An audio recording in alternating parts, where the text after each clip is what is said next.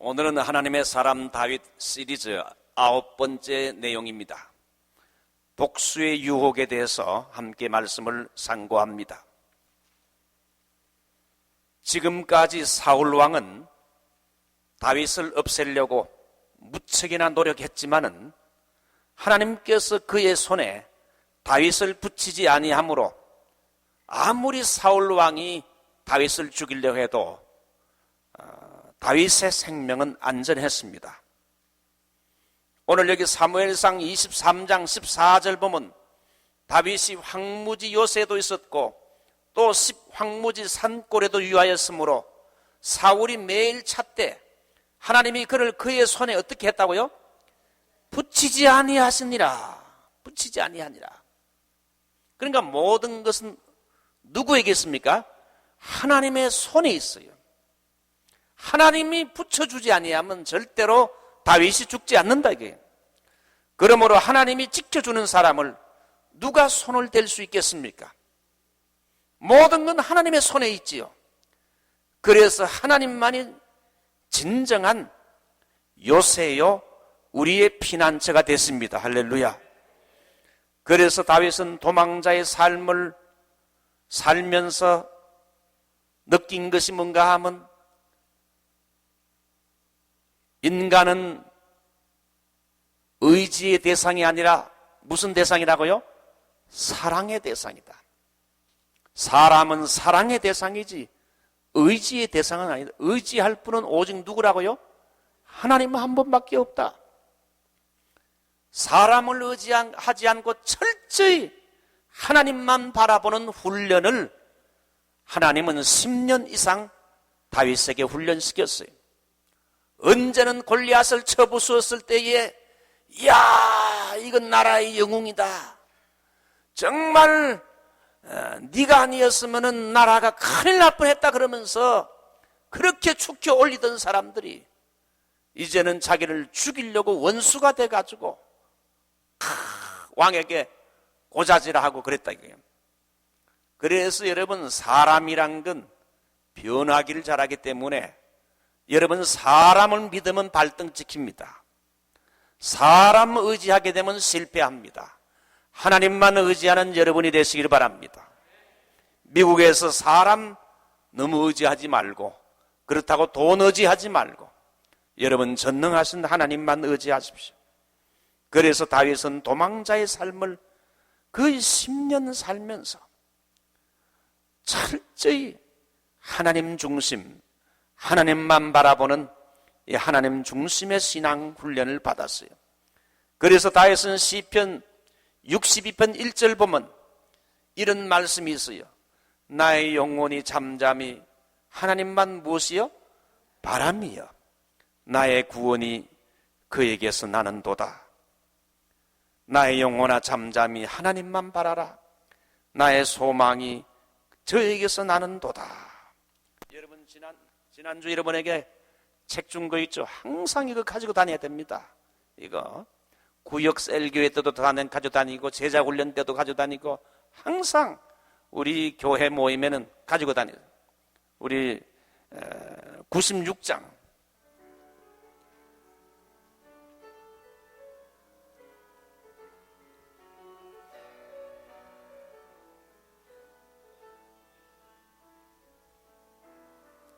나의 영혼이 잠잠히 하나님만 바라며 나의 구원이 그에게서 나는도다.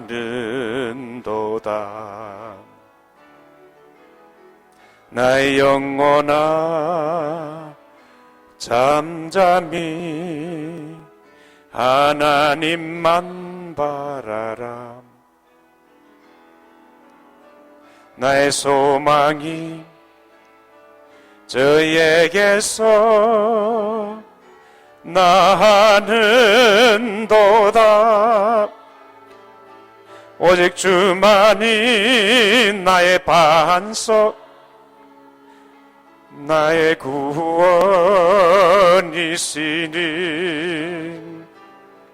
오직 주만이 나의 산소 내가 요동치 아니하네. 그 정도 하겠습니다. 그 정도 하겠어요. 예, 이게 너무 길기 때문에 이거 다 하다 보면 성경 공부 못해요. 예, 이거 사실 내 혼자만 부르려 했는데 여러분 같이 부른 겁니다. 예. 그래서 나의 영혼이 잠잠히 하나님만 바라며 나의 구원이 그에게서 난다.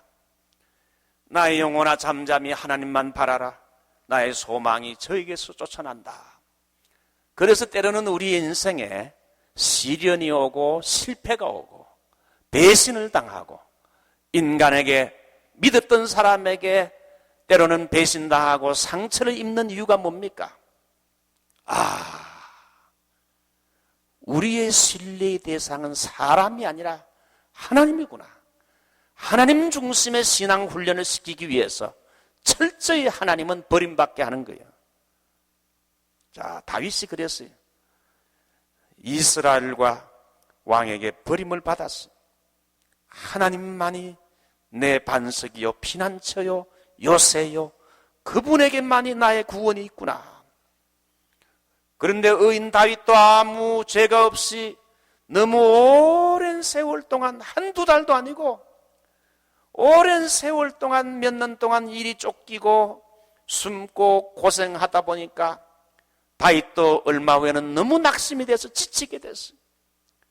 자기 가족들과 부하들도 같이 도망질치고 고생하다 보니 너무 고생스러워하므로 보통 사람 같으면 사울 왕이 죽이고 싶도록 밉고 원망스럽고 정오할 수밖에 없었을 것입니다. 그러던 중에 오늘 본장에 보게 되면 다윗은 사울을 죽일 수 있는 저로에 뭘 얻었습니까? 기회를 얻었습니다. 그러나 다윗은 그 기회를 이용하지 않았어요.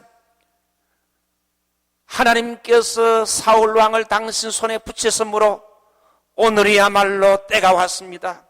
죽입시다. 죽이자는 다윗의 부하들을 어떻게 했습니까? 금했습니다. 오히려 책망하고 금했어요. 그렇게 하면 안 된다. 그래서 오늘 본문의 내용은 다윗이 사울 왕을 죽일 수 있는 절호의 찬스를 맞이했음에도 불구하고 사울 왕은 자기에게 악으로 갚았지만은 다윗은 선으로 이 사울 왕의 생명을 살렸어요. 오늘 이 본문의 내용은 작은 상처를 받아도 참지 못하고 정오하고 보복하고 복수하려고 하는 충동을 자주 느끼는 우리 현대 그리스도인들에게 위대한 교훈을 주고 있습니다. 이것은 우리 모두가 귀를 기울여야 하는 진리의 말씀입니다. 제일 첫 번째 생각할 것은 위대한 다윗의 신앙과 인격입니다. 다윗은 사해 광야 지대에 있는 유다 지파의 오아시스 촌락과 같은 해발 400m의 엔게디 황무지에 있을 때에 그곳에는 동굴이 많아가지고 숨기 아주 좋은 곳이었어요. 그래서 다윗이 엔게디 황무지에 숨어 있을 때에 그 소문을 이제 사울 왕에게 전달하자 사울이 다윗을 죽이려고 자기의 부하 가운데 뽑은 몇 명을 데리고 옵니까? 3,000명의 부하를 거느리고는 정말 그 힘쓰는 부하를 거느리고 이제 다윗을 잡으려고 왔다가 이제 이 사울 왕이 여러분 3절 하반절 보면 사울이 그 발을 가리우러 굴이 있는데 그 굴에 들어갔다 그랬어요. 그 발을 가리우러 들어갔다. 거기서 3절에 나오죠. 이런 발을 가리우는 게 뭡니까? 두 가지로 학자들이 보는데 제일 먼저는 용변을 보는 거, 화장실 가는 거, 용변을 보는 거. 왕이 채통 있잖아요. 부하들 보는 앞에서 그냥 용변 볼 수 없잖아요. 그래서 으슥한 곳에 들어가야 되잖아요. 용변을 보는 것이 아니면 너무 낮에 피곤하고 졸려가지고 낮잠을 자는 그 둘 중에 하나인데 그 용변을 보는 것이 더 타당하다고 이렇게 봅니다. 그래서 발을 가리우려 용변을 보려고 다윗이 있는 이 굴로 사울 왕이 들어오게 된다는 겁니다. 제일 먼저 생각할 것은 원수에 대한 복수는 누구에게 맡게 됩니까? 하나님께 맡기는 믿음을 가져야 됩니다.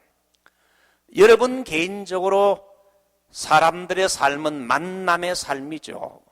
이 사람 저 사람과 부딪히며 사는데 부딪히며 살다 보면 상처를 입기도 하고 내가 또 남에게 상처를 주기도 해요. 때로는 여러분 아무 이유 없이 나에게 못된 짓을 하고 상처를 입히고 데미지를 주는 원수와 같은 사람도 있는데 이 원수에 대한 복수는 내가 하려고 하지 말고 누구에게 맡겨라? 하나님에게 맡기시기 바랍니다. 말은 잘하네. 말은 아멘 하면서 속으로는 요놈의 새끼 두고 보자. 그러면 안 된다. 이게. 그죠? 우리 사람들에게는 다 자기의 삶에요. 원수가 한두 명 있을 수 있어요. 자, 이제 부하들은, 다윗의 부하들은 이제 이 사울 왕이 용변을 보기 위해 가지고 이제 다윗이 숨어 있는 그 굴 속에 사울 왕이 들어왔으니, 자, 여러분 4절 보시죠. 4절 다 같이 읽어볼까? 시작. 다윗의 사람들이 가로되 보소서, 여호와께서 당신에게 이르시기를 내가 원수를 내 손에 붙이리니 내 소견에 선한 대로 그에게 행하라 하시더니 이것이 그날이니이다. 그러니까 이렇게 사울 왕이 오니까 다윗이요, 하나님이 사울 왕을 당신의 손에 붙이기 위해서 이렇게 사울 왕을 여기고 데려왔으니까 오늘 이 시간 이 기회를 놓치지 말고 죽여야 됩니다. 그렇게 부하들이 주장할 때에, 여러분 성공주의 철학이란 건 뭡니까? 기회는 늘 오지 않는다. 뭘 잡아라? 기회를 잡아라. 찬스를 잡아라. 이게 기회가 올 때, 찬스가 올 때 그 찬스를 놓치면 안 된다 이거죠. 아마 이것은 다윗에게 큰 유혹이었을 것입니다. 왜? 오랜 기간 동안 이리저리 피해 다니고 잠잘 때도 잠자다가 죽는 게 아닌가, 편하게 잠을 잘 수 없는 이런 지긋지긋한 고생을 이제는 그만하고 이제 사울 왕만 죽이게 되면 다윗의 출세와 성공을 훨씬 앞당길 수 있는 그런 좋은 기회였기 때문에 얼마든지 사울 왕을 죽임으로 그가 더 이상 고생하지 않고 그의 출세가 더 앞당겨질 수 있음에도 불구하고 다윗은 어떻게 했습니까? 인간적인 방법을 쓰지 않았어요. 하나님이 그 많은 살인을 하지 않았어요. 여러분 왜 다윗이 부하들의 충고를 받지 않았을까요? 왜 자기가 직접 손으로 그 사울 왕을 죽이지 않았을까요?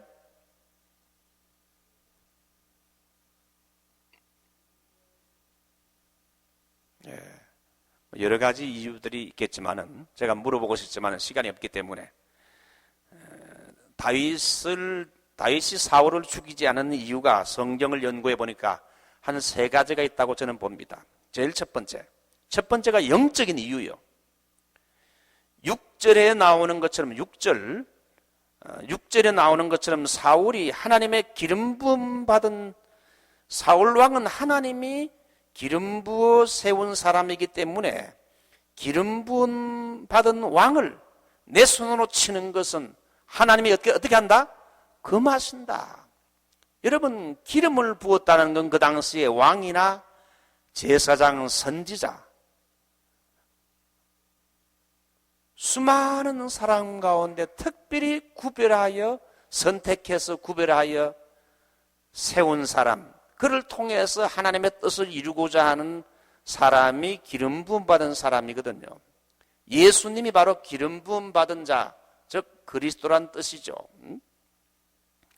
자, 그래서 기름 부음, 하나님이 어쨌든 이 사울 왕이 지금 정말 그 못할 짓을 하고 있지만 어쨌든 사울 왕도 하나님이 특별히 구별하여 세운 기름 부음 받은 이스라엘의 왕이기 때문에 하나님이 기름 부음 기름 부은 사람을 어떻게 내 손으로 해꾸지할 수 있는가?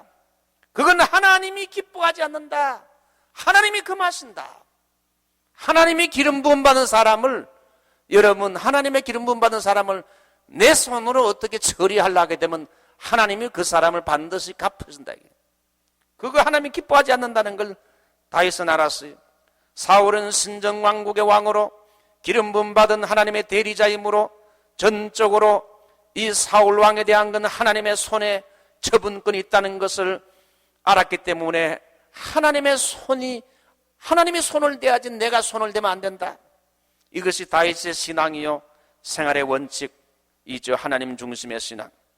사울은 다윗을 미워하고 이유 없이 죽이려고 혈안이 되고 있는데 다윗은 그래서 사울 왕을 오히려 여호와의 기름 부으심 받은 내 주 나의 주라고 부르고 있어요.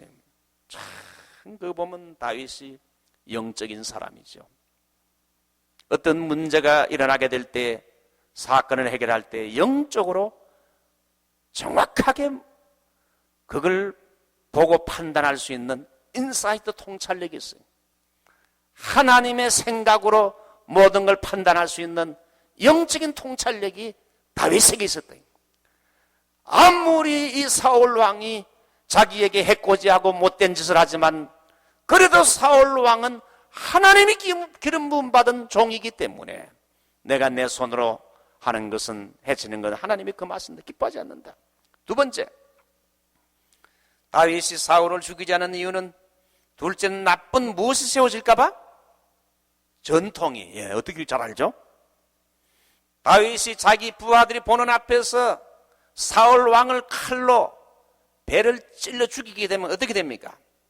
신하가 왕을 죽이는 트래디션, 전통이 세워지는 거 아닙니까? 다윗은 어떤 경우든 신하가 왕을 죽이면 왕의 카리스마가 무너지고 왕을 죽이는 일이 이제 앞으로 계속 반복될 걸 이 다윗은 알았어요.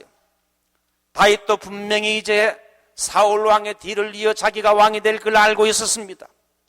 근데 지금 사울을 이 부하들이 보는 앞에서 죽이게 되면 그 여기 있던 옆에 있던 부하들도 언젠가는 기분이 나쁘면 이 다윗을 찔러 죽이거나 후대의 왕들도 그 부하들에게 의해 죽임을 당할 수 있다는 생각을 했기 때문에 신하가 왕을 죽일 수 없다는 계산 때문에 다윗은 사울을 죽이지 않았어요. 여러분, 그래서 교회 안에도요 좋은 전통을 세워야 돼요. 집안에는 성경 읽는 전통, 기도하는 전통, 새벽 기도하는 전통, 11조 드리는 전통, 찬송하는 전통, 좋은 전통을 세워놓으면 좋아요. 또 교회도 좋은 전통을 세워야 돼요.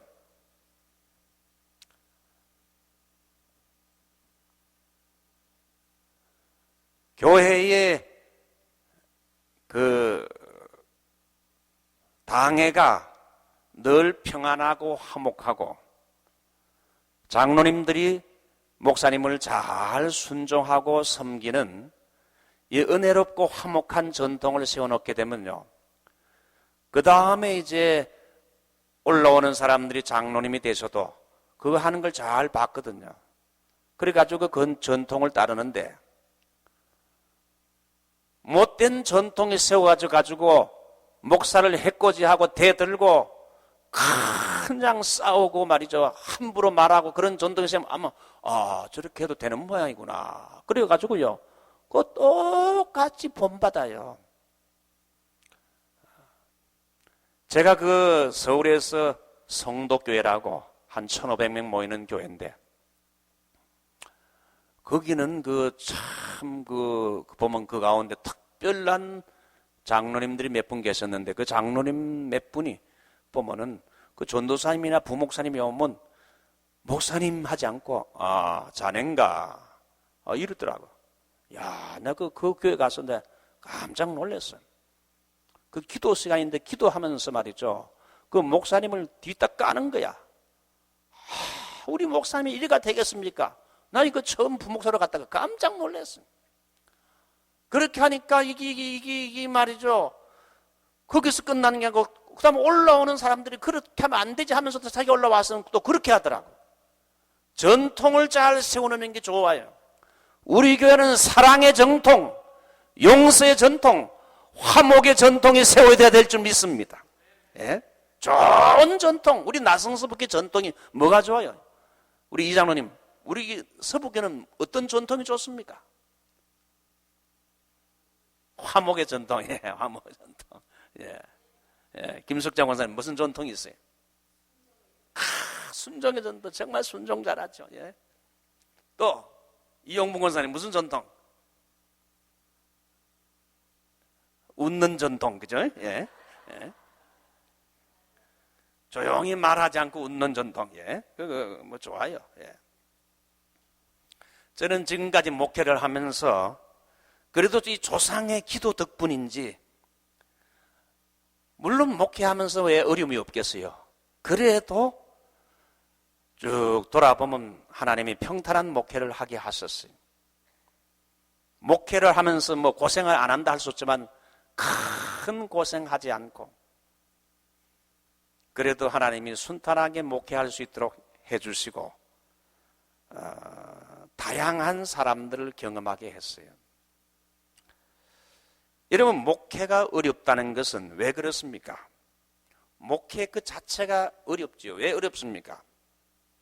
교회 안에 다양한 사람들을 상대해야 되기 때문입니다. 다양한 종류의 사람들을 다 상대해야 돼요. 그러므로 사람을 다루는 직업이 제일 어려워요. 목회는 한 사람도 실족하지 않고 어쨌든 부족해도 그 사람을 다독이면서 말씀으로 먹이며 사랑하고 주는 것이 목회 아닙니까? 그러나 가장 힘든 건 목사가 아무리 쏟아부어도 사랑과 상식이 통하지 않는 사람들이 간혹 목회하다 보면 있어요. 이 상식이 안 통해.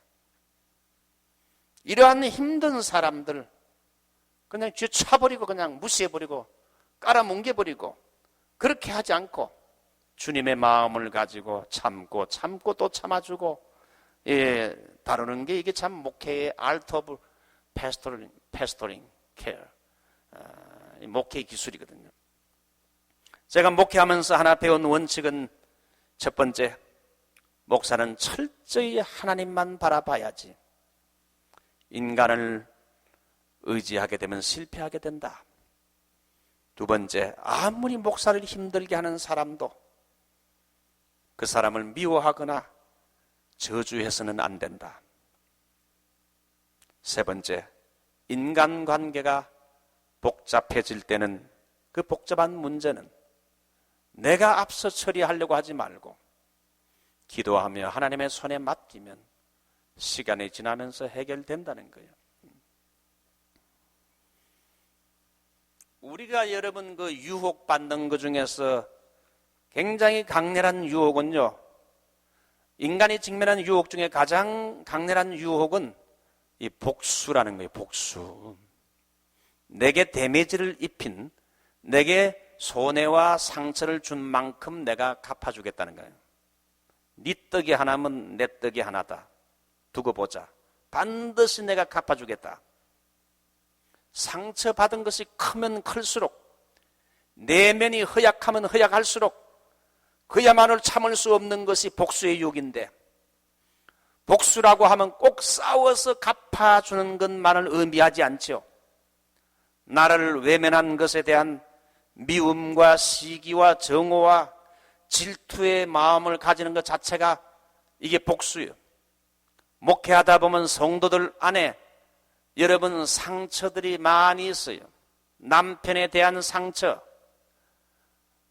나와 함께 살다가 헤어진 전 남편에 대한 이런 상처, 이것이 여러분 깊이 들어가서 상처가 깊은 상처가 되고, 깊은 상처가 그 마음에 견고한 진이 돼가지고 이게 나의 삶의 인격으로 나타나는 거예요.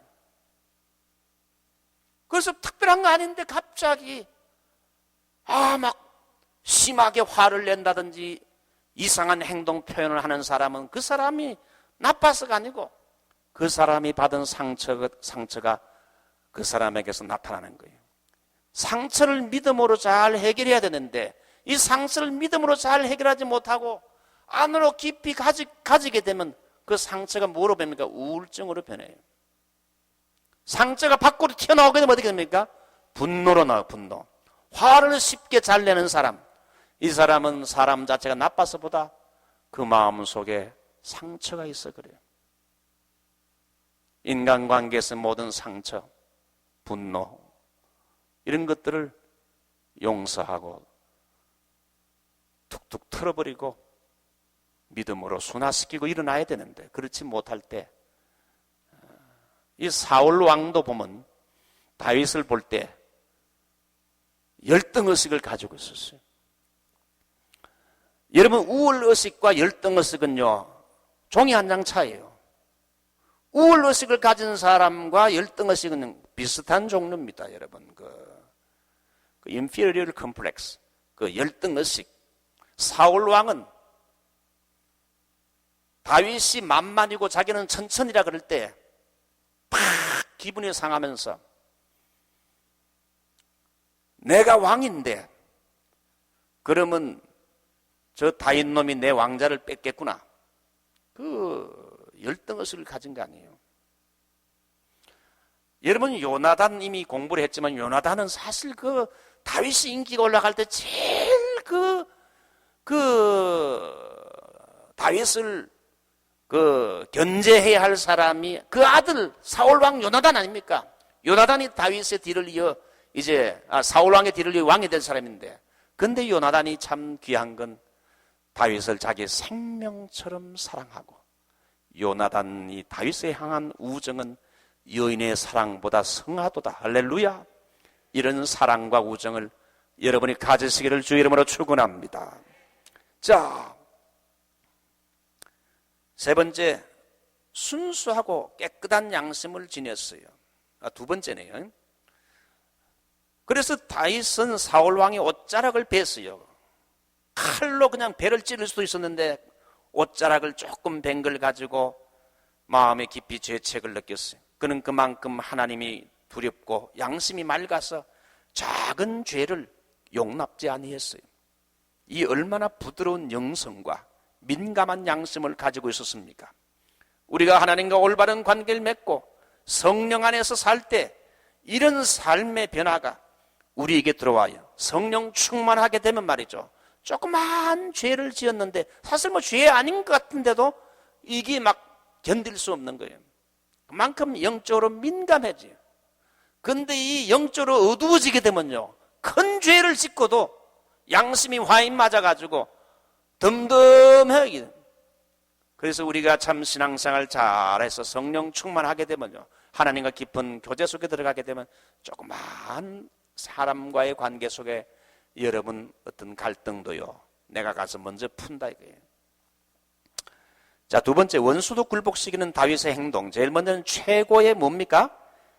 예의, 매너, 예의입니다. 8절 보게 되면 그 후에 다윗도 일어나 굴에서 나가 사울의 뒤에서 외쳐가로되 내 주 왕이여 하매 사울이 돌아보는지라 다윗이 땅에 엎드려 절하고, 내 주 왕이여 하며 사울이 뒤를 돌아보는지라 다윗이 땅에 엎드려 절하고, 자신이 멀리서나 엎드려 절함으로 자신이 사울 왕의 신하임을 알리고 왕 앞에 정중한 예의를 갖추었습니다. 자기 부하들이 보는 앞에서 다윗이 그렇게 하는 건 결코 쉬운 일이 아니라 사울 왕을 아직도 자기의 주로 그 밑에 엎드려 절한다는 건 정말 그 다윗이 사울 왕 앞에 예의를 지킨 것. 그래서 여러분, 같은 교회 성도들끼리도 가깝다고 막대하면 안 되고 예의를, 매너를 지켜야 해요. 기본적인 예의를 지키는 게 참 중요해요. 교회 안에도 여러분 예의를 갖춰야 돼요. 가까운 친구일수록 더욱더 예의를 갖춰야 해요. 말을 함부로 하면 안 돼요. 지나친 농담은 나중에 그걸 본인이 받아들이지 못하게 되면요, 이게 갈등으로 변하기 시작해요. 조그만 말에서 여러분 사람 사이에 갈등이 생겨요. 두 번째는 최고의 뭡니까? 겸손. 14절 이스라엘 왕이 누구를 따라 나왔으면 누구를 쫓나이까? 죽은 개나 벼룩을 쫓음이니다. 아니 죽은 개나 벼룩 같은 나를 임금이 할 일도 많을 텐데 왜 내 같은 별 볼 일 없는 이런 존재를 쫓아 나옵니까? 그는 왕을 높이고 자기 자신을 어떻게 했습니까? 낮추었어요. 최고의 예의와 최고의 겸손으로 다윗은 사울 왕 앞에 행한 걸 볼 수 있어요. 세 번째, 선으로 악을 갚았어요.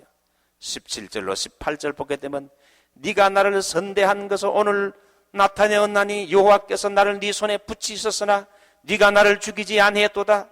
사울 왕은 다윗에게 악으로 갚았지만은 이 다윗은 사울 왕에게 선으로 갚았어요. 그렇죠. 요셉의 형들은 악으로 갚았지만은 요셉은 형들에게 선으로 갚았어요.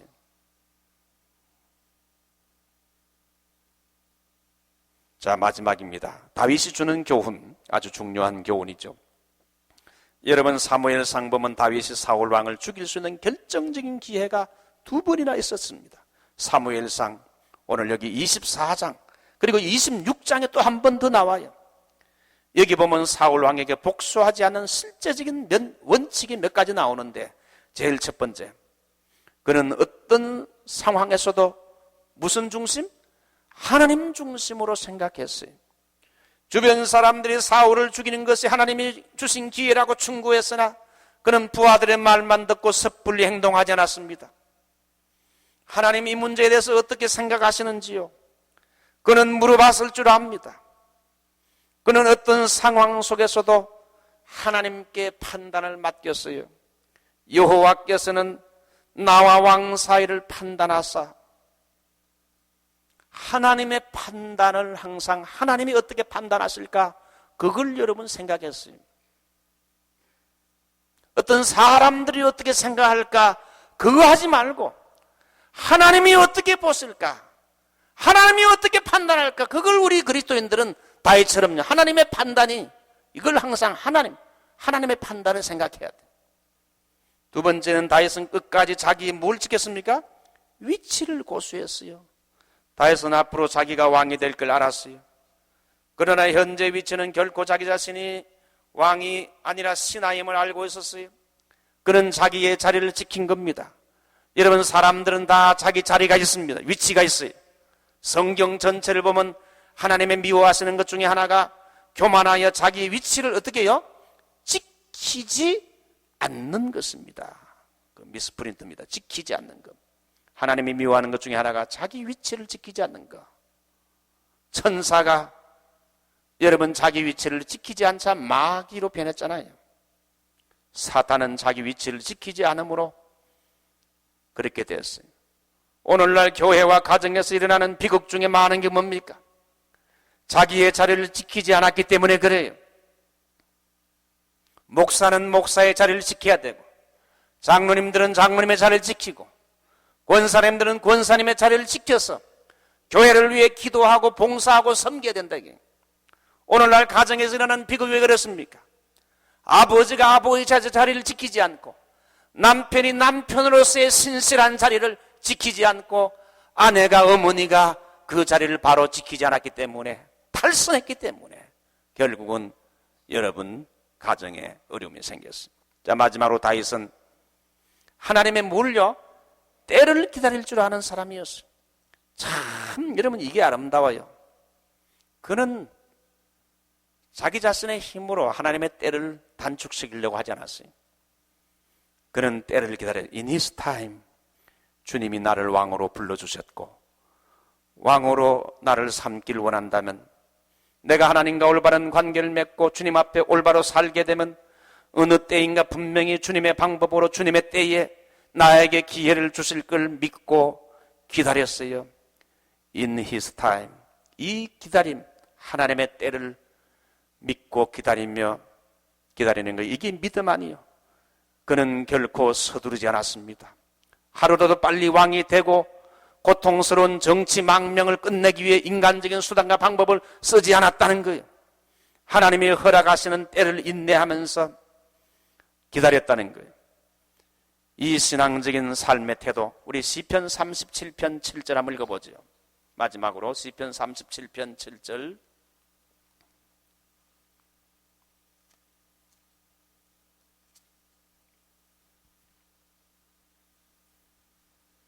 우리 다 같이 읽어봅시다. 시작.